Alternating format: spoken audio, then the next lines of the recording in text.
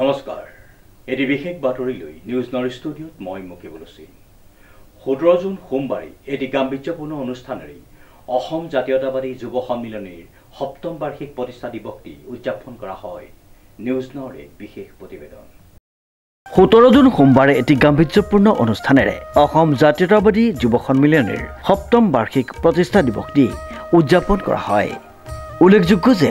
দিনজোৰা কাৰ্যসূচীৰে অসম জাতীয়তাবাদী যুৱ সন্মিলনীৰ 7ম বাৰ্ষিক কেন্দ্ৰীয় প্ৰতিষ্ঠা দিৱস 44 নং মধ্য সৰুচৰাই গাঁও পঞ্চায়তৰ প্ৰেক্ষাগৃহত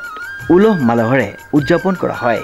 উক্ত প্ৰতিষ্ঠা দিৱসৰ লগত ৰজিতা খুৱাই 2024 বৰ্ষৰ উচ্চ মাধ্যমিক আৰু উচ্চতৰ মাধ্যমিক পৰীক্ষাত সুখ্যাতিৰে উত্তীৰ্ণ হোৱা ছাত্ৰ ছাত্ৰীসকলক এটি সম্বৰ্ধনা অনুষ্ঠান অনুষ্ঠিত কৰা হয় ব্যুৰ ৰিপৰ্ট নিউজ নাও।